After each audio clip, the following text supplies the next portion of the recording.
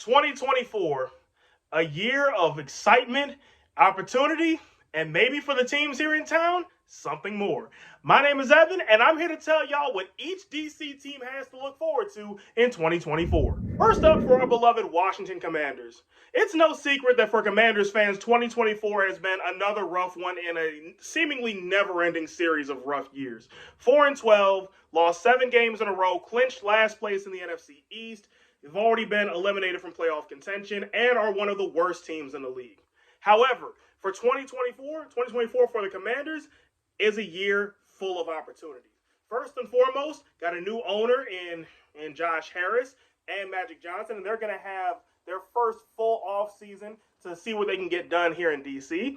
We're going to get a new GM, going to get a new head coach, possibly a new offensive coordinator, definitely a new defensive coordinator, and the diamond in the rough of this season, right now the Commanders have the second overall pick in the NFL draft. And with it comes a lot of opportunity and a lot of speculation. Some people think the Commanders are going to go the route of Caleb Williams, the guy that was a preseason Heisman candidate, and he's been at the forefront of the number one draft conversation this whole season. Maybe some think they're going to go Drake May, who was Sam Howell's successor at North Carolina. Some people think it's going to be Jayden Daniels, the Heisman Trophy winning quarterback from LSU. And some are thinking Olu Fashanu, the offensive tackle for Penn State. There's a lot of ways the Commanders could go at number 2. And for once, I don't really think any one of them are the wrong answer. They're all right in their own way. Caleb Williams is a hometown kid. He's from the DMV area, went to Gonzaga High School. Drake May, he's got talent. You can't go wrong with a Heisman Trophy winner and Jayden Daniels. The last time the Commanders drafted a Heisman winner, he did win Offensive Rookie of the Year, and Washington made the playoffs and won 10 games in his rookie season.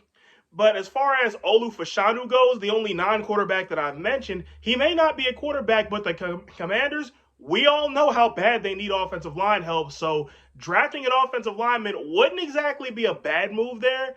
But the point is, I can see whether they can go anywhere.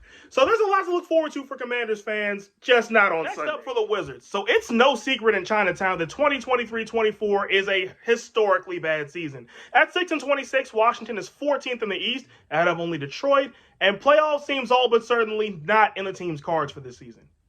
But is that really such a bad thing? Because also at 6-26, the Wizards have the third best odds at the number 1 pick for the 2024 draft, trailing only Detroit, who went on the historic 28-game losing streak, and San Antonio, who won the lottery last year and drafted Victor Wembanyama. And if the Wizards should get the number 1 pick in the draft or stay right where they are at number 3, there's plenty of options. Washington could stay stateside and pick Isaiah Collier or Ron Holland at number 1 or number 3, the top 3 pick, or they could go overseas getting Alex Sarr or Nikola Topic, because Washington has proven in recent years that they are no stranger to drafting overseas, drafting Deni Avdija in 2020 and the most recent draft, Bilal Coulibaly. Now, the Wizards are a team that is very early in their rebuild.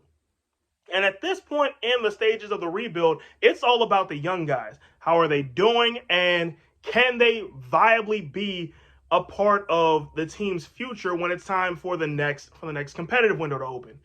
And when it comes to Bilal Coulibaly, I like what I'm seeing so far from the young man this season. He's not getting much playing time. I think he deserves more playing time, but he provides energy off the bench. He's smart. He's got a good IQ.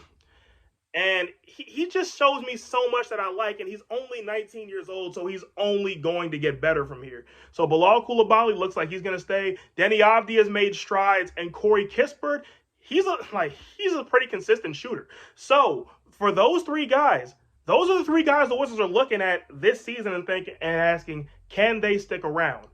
Now for Jordan Poole, it don't look good, but he also does have the benefit of youth on his side.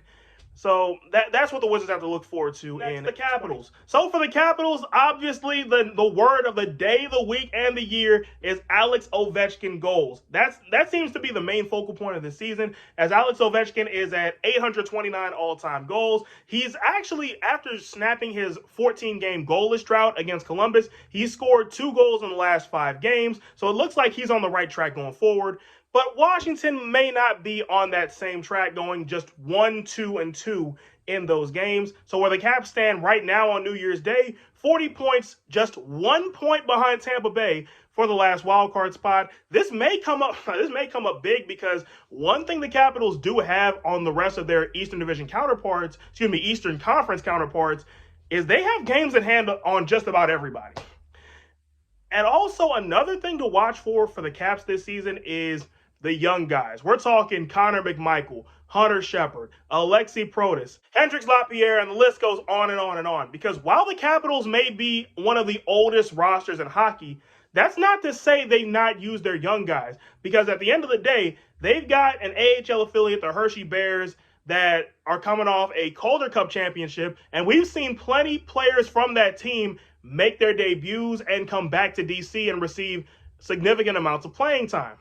So if the Capitals can continue to sustain that and the young guys can continue to play well, which for the most part they have so far, Washington might just be able to skip the whole rebuild part entirely and basically make this year and the following couple years more of a retool and be right back in the playoffs. So that's what Capitals fans have to look forward to in 2024. And finally, the Nationals. 2024 looks like it might be the year for the Nats that the rebuild finally starts to come together. Starting in 2023 when the Nats had the worst record in team history, just 55 wins recorded.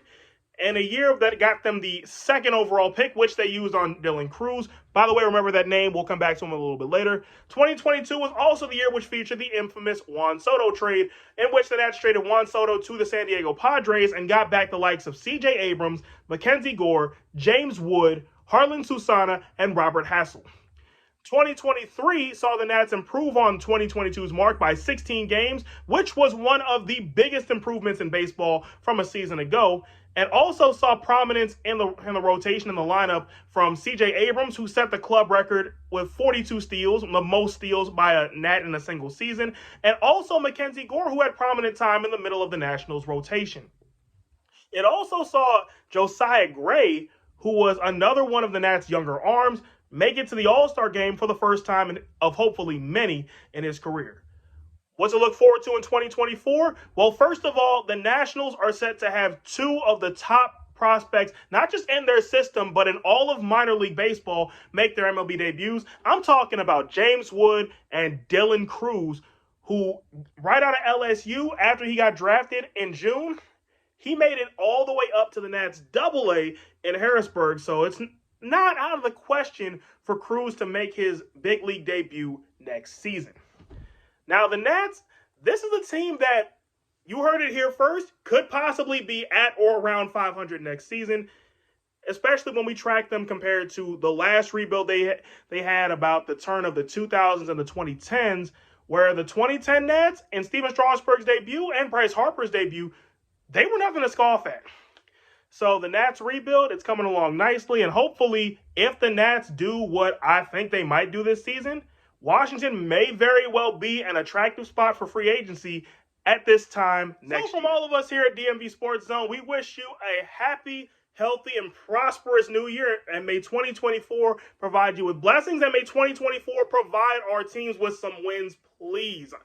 I'm personally sick of all the losing. Anyway, good night, y'all.